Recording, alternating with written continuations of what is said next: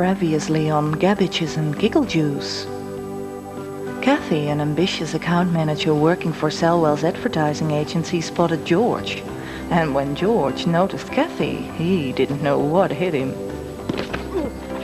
George was into anything adventurous, and as business had been rather slow and boring lately, Kathy was a very welcome break. God, I'm sorry. It's just that I couldn't take my eyes off your outfit. Now it's all dirty. Maybe I should take it home to wash. Maybe you should take me home too. I feel a bit off balance. Now this didn't sound to Kathy like a bad idea. And George must have gotten over the shock fairly quick, because in no time at all, he and Kathy were beating the Olympic record in order to get their clothes into Kathy's washing machine.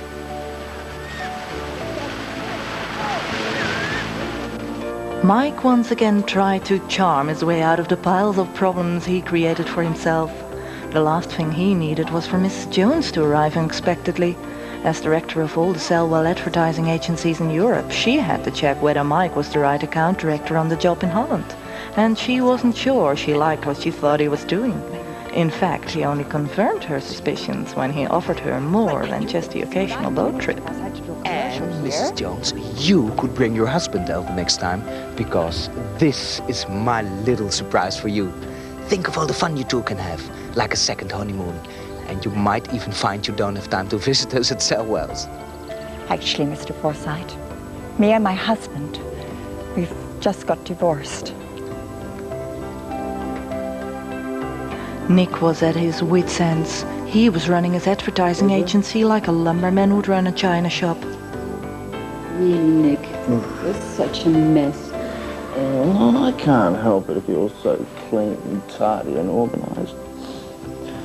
I've been very concerned about the way you've been keeping the soup packages in alphabetical order. No, starting up his own advertising agency had been a far too ambitious move for Nick. Instead of selling gallons of whiskey, he drank them. His girlfriend Susan tried to keep him from the bottle, but at the same time drove him crazy with jealousy. She loved Nick, but she was always on the lookout for something better. Nick might be troubled, but some things he could see clearly. His RTV producer Peter, for example, was paying him visits at all hours far too often. Kathy and Susan were out gossiping as usual. No secret was safe with them, and that was exactly why they told each other lies all the time. Nothing's going on lately, really. How about your latest flame? Nick? He's such a wonderful guy. I couldn't even think of another man. And his new agency you just started, it's doing so well. I'm really pleased to hear that. By the way, did you hear that the news picked up a man in a bar last week and took him home and all? Just like that. I don't know, I really have to know someone really well before even thinking of sleeping with him. Of course you have to. Shirley and Mike were fighting over nothing as usual. If secret affairs were romantic, theirs certainly was the exception to the rule. Sure.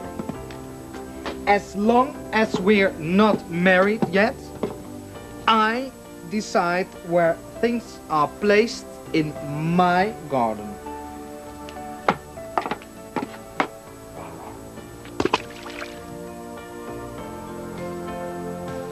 Frank felt pleased and nervous. He finally proved himself a real artist and installed one of his works. His best friends Nick and Mike, who were invited guests of honor, still couldn't understand their friend. Nick, isn't it beautiful?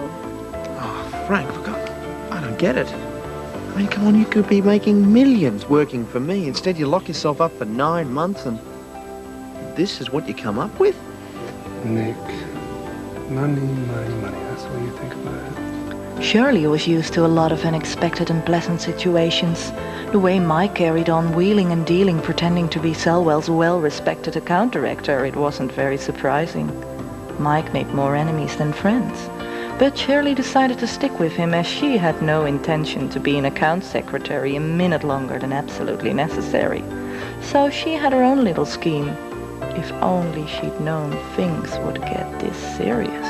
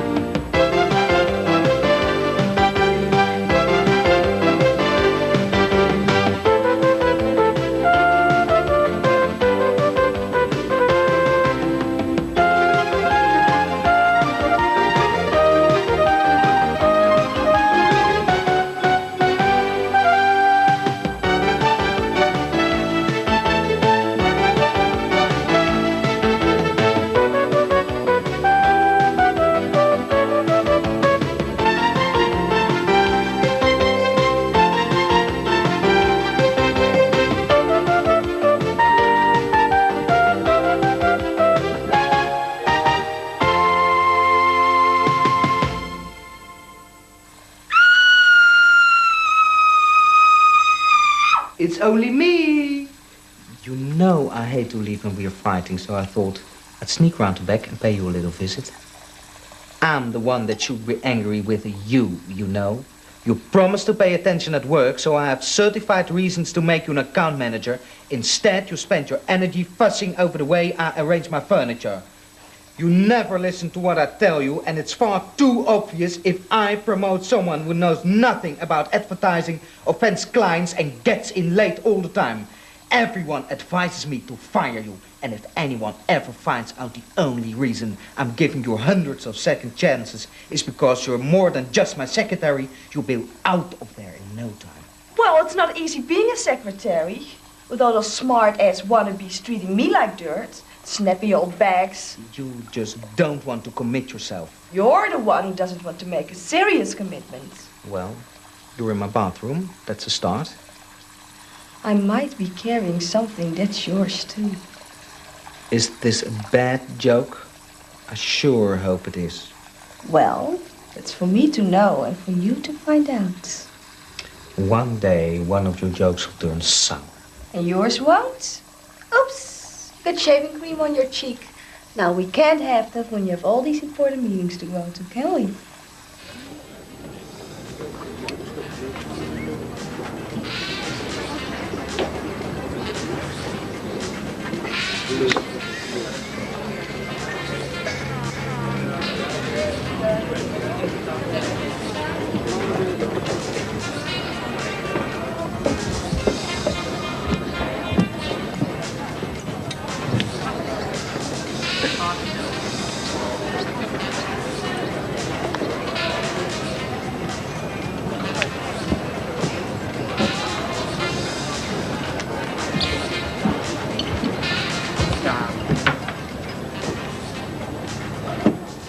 Excuse me, have you got a light?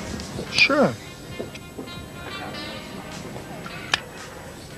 Thanks. Can I sit here for a moment? Well, actually, I'm waiting for someone. It's me. I did something terrible. I got so many reactions and I told all of them to meet me here. It's always been my dream to take my pick. So I haven't offended you. No. Well, I don't know about them, but it makes us even. You see, I only wrote to see what kind of a girl would place an ad like that. I mean, I'm sure you can see I have no trouble getting girlfriends. As a matter of fact, it gets worse. See, when I wrote, I was in a totally different situation. And last week I met this girl in the park, and I took her home. She fell and hurt herself. And, well, to cut a long story short, we did it. Just like that. I'm so glad. What? You don't find it kind of... Well, I'd only known her about an hour. I mean, I'm so glad because I'm also in a totally different position from last week. But I thought I can't just not show up. On the other hand, it wasn't a very nice thing to do, was it? My God, they must feel terrible. Let's get out of here. Ah, they're a bunch of nerds. Attention, turnover. Speed. Market. And action. It's an old family thing, fruity juice, and we're happy to say fruity juice. Natural goodness, energy, not just for the kids, but also for mommy and me. Fruity juice! Cut. Nick, it's going nowhere. These children are too tired. One way or the other, we have to change things. But I'm going to stop this altogether. I'm going to stop this. Stop that! Oh, it's too late. Don't worry, there's plenty more where that came from. No, there's not. They haven't even printed the bloody packets yet. These were made specially by the art studio. Now, look, get these things out of my eyes now. The things are children, and they're my actors. So you better control yourself, or you get off my set. Get these little monsters out of here, you silly cow. Pardon me? I'm helping a friend out here. I'm not one of your silly production assistants. I'm an account secretary at a very large agency. I don't care who you are. Well, you better start caring then, hadn't you, if you ever want to work as a director for Selwell's again, that is. All right, thank you very much. I'm going to take a break for lunch now. Thank you. In a moment. All right, Nick, this is rubbish. We're not gonna go on like this. Nick, there's someone at the door who wants to talk to you. James Calder. He must be Sam's partner in the fruity juice business. Sorry about the mess. We had these little monsters up all night doing the German version, Nick. but they're all a bit tired. It's okay, you can go Nick, now. Mr. Kelder's not your client. He's from Labor Inspection, Child's Department. Would you like a cup of coffee, sir? No coffee, thanks. Just some questions.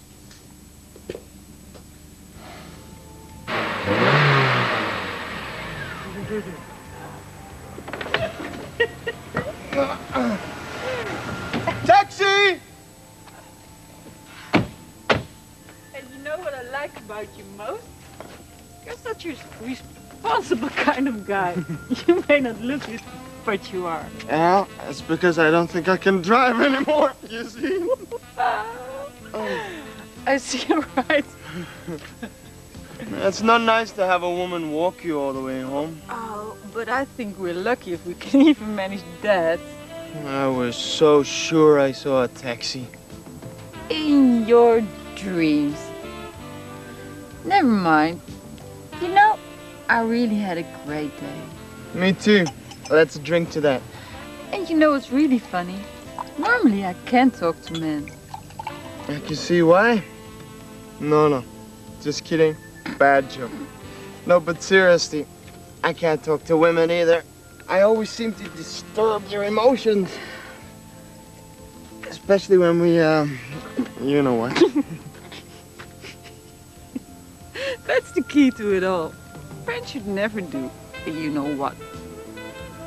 It's the beginning of the end. And the end of every beginning. You're so right. Hey, let's promise each other we never have to, you know what. And talk sense into each other if we got tempted. I'm so glad you said that. For a minute I thought I was losing my touch. Now, where's that bloody taxi? You double-crossing dirty. Look who's talking. And in our bed, for Christ's sake. I know you like dirty jokes, Mike, but couldn't you even find the decency to get yourself an hotel room? Well, what do you have to say for yourself? We did try, but all the rooms were booked. A conference or something. Well, you keep out of this, you little tart. You're getting it wrong, really. Well, the evidence is spread out quite clearly, thank you. There was one thing we agreed not to do to each other. One lousy thing, and you can't even stick to that promise. We didn't do anything. She's my sister, for Christ's sake. Really, I am. Well, a pig's fly. If you were his sister, you would know him, and you wouldn't be as stupid as to make it with him. Of course I didn't. I'm so glad our duvet agrees with you. Really, I'm so pleased to finally meet you. Liz Forsyth. I'm sure you are. We've got so many things in common. Yes, he's coming, all right. Mikey said you were always in for a joke. So, when he suggested this setup, I knew it wouldn't work. I mean, look, we don't even look like each other.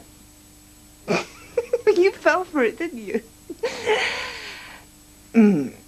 I think I'll just go and get my passport.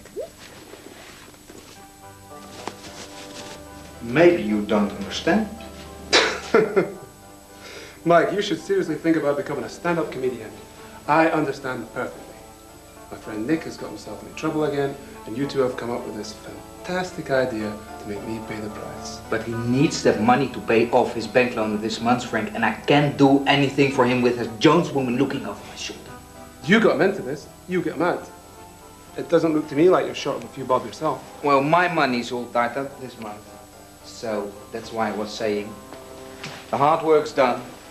I found the buyers. Now just get your ass out of here and start painting. Art is not something you just order like a pound of sausages. But I know you can do it, Frank. They all love the stuff they saw at Nick's and they all promised to pay up front. That painting was a present from me to Nick, and I made that a long time ago. I left that period behind me. Things are different. Things have happened. Your cat died? That is so typical. Oh, well, come on, Frank. The world is less cheerful these days. We can soon fix that. I take you to a comedy show, arrange a bubbly young chick. What do you want? 2 chicks, 4, say it, arrange it. Something you said, darling. Happens a lot these days, doesn't it? But there are no vacancies. Neither Miss Kathy nor any of the other account managers had any intention of leaving Selwell's. Besides, you should talk to Mr. Forsyth about these things. Well, I'd rather talk to you because Mike Forsyth has got the company involved in things you wouldn't like to hear about. I see. You're a clever little thing. And tell me, however did you find out about these things? Well, I keep my ears open and I am what he calls his right arm, as you know. Of course you understand we'll need proof. Don't get me wrong.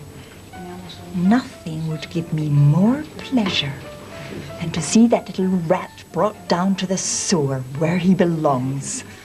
Well, I get proof all right. It's just a matter of time. For the moment, I just want to make sure that I'm first on your list when time comes for you to appoint a new director. That's pushing it a bit, dear. There's no way from secretary to accounts director. But if you're willing to work hard and learn, I could help to push you up the ladder a little bit faster than usual. Well, that sounds good. I only started this little research because I can't stand to see what he's trying to do to the agency. Now, shall we order some coffee with dessert?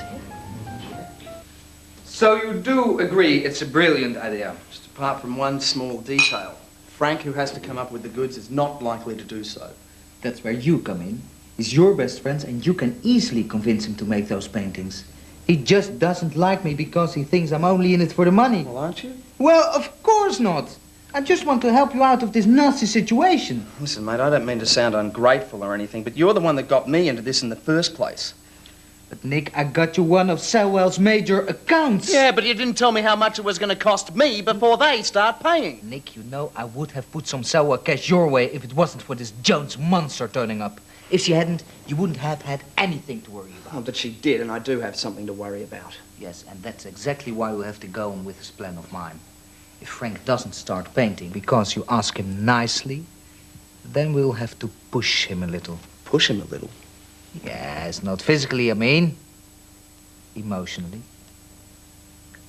You got a terminal illness. Need to go into a hospital.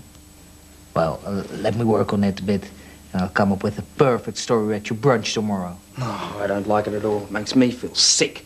Good. Make sure you look it. That's exactly what we need.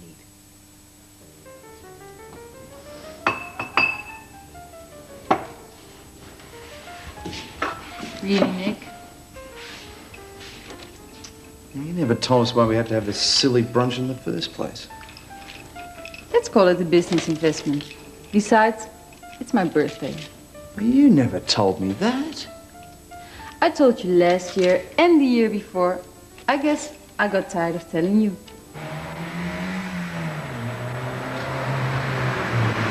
Now what? Don't tell me you made me hurry. Now we have time to wash the car. I can't pick up Mrs. Jones and her daughter in the church. Her daughter? Yes, did I tell you? Mrs. Jones brought her daughter over. Her name is, Oh, save it. You forgot the name of someone you had dinner with for 6 hours yesterday? You and your photographic memory? Now, don't get hysterical. You see, I was right not to tell you about that. You always get hysterical over nothing. Well, she is nothing, all right. I agree with that. Who told you anyway? Mother? When did you talk to Mrs. Jones? Well, we were about to have dinner at Café L'Amour yesterday when she said, let's not go there. I don't want to disturb my daughter. And then she winked. I must say, for a silly fat brunette, you still put 2 and 2 together very well. Well, this thing has nothing to do with my weight. I went out of here. Be my guest, some swinging should do you good. But mind you, it will ruin your makeup. Besides, I want to talk to you. Where in God's name did you find the guts to invite Mrs. Jones for dinner? Well, you have no right to ask. Since we're not married, what I do is my business. So I will let me out of here. Excuse me, Mr. Forsyth, we're sorry, but the thing got stuck.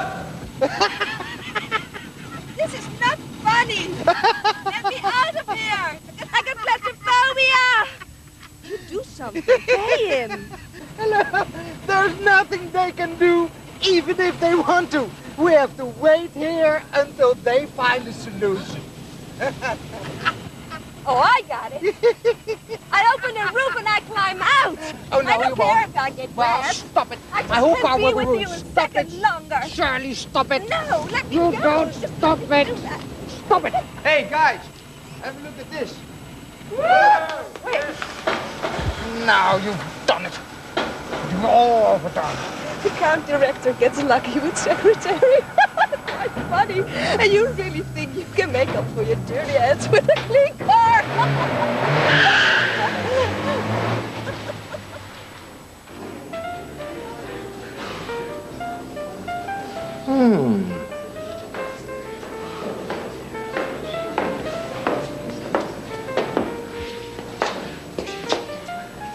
Susan, this is George. Hi. Hi. Don't tell me. You fell and he picked you up? Literally? No, that's not how it happened. It was more in the park when Tell we... me later. Got to attend to the door. Okay. Well, now that we're here, I'm off mingling with the people here. You have some champagne, okay? See you later.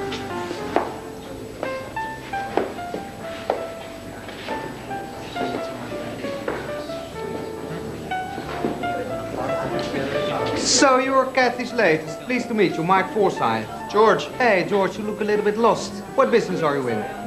Can I ask you something? Sure, but remember, time is money. Susan, does she live here in this house with this Nick person? Yes, but she's only in it for the money. I'm sure you know the women, George. And who's only for the money? Excuse me, sir. I'd like to have a word with Mr. Forsyth in private. I want you to discuss about his chewing gum. You know, there's just nothing fancy. I would like to know who Mr. Forsyth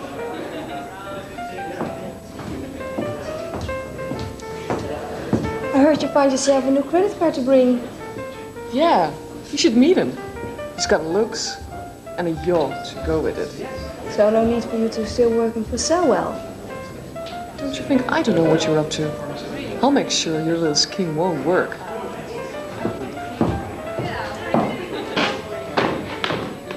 Bitch. Well, she doesn't have the talent for it. Hi, how are you doing? Hi, you look marvelous. You too, dear. Hi. So you actually made all those cakes by yourself? Yes, I did. How many days did you? And she cooks as well. Honestly, Nick, I think you found yourself the woman of my dreams. So what do you put in those cakes to make them taste so buttery and creamy? Oh, well, you say the words butter and cream. Sorry, mate. Hold this. Got to sort something out. Rather you than me. Darling, if you're not feeling well, I'll take you home. But Mommy, I can't drag you away from this party just because I feel sick. Oh, but that's no problem. I'll take you home. Come on.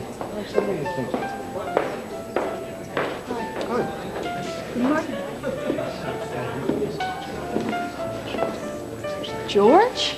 Shirley. What are you doing here? I'm, with Kathy. With whom? Frank, I have to be excused. Can you take me home? No, I really have to go. I'm sorry. Shirley, what's the matter?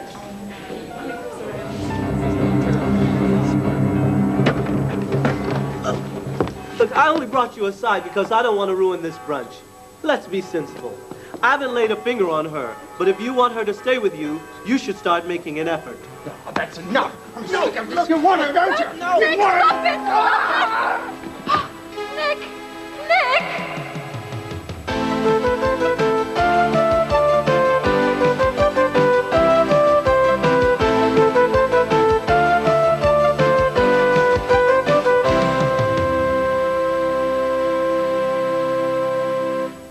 Next time on Cabbages and Gigglejuice. No one knows, but everybody wants to know what George is really all about. Kathy works hard at finding out, and whilst she's at it, she makes sure big business will mean lots of pleasure too. Mike and Shirley might have been joking each other around, but Shirley's ambition to become the youngest account director in the history of advertising is something to be taken very seriously. Mike makes sure he gets as much out of Nick's accident as possible. After all, Frank is the only person who can save Mike and Nick from a major financial disaster. Kathy is sure she's onto something big. If Shirley makes deals with George in order to climb the career ladder, Kathy will make sure it has a broken step. Life had been hard on her, and it sure as hell was not going to be easy on Shirley if Kathy had a say in it.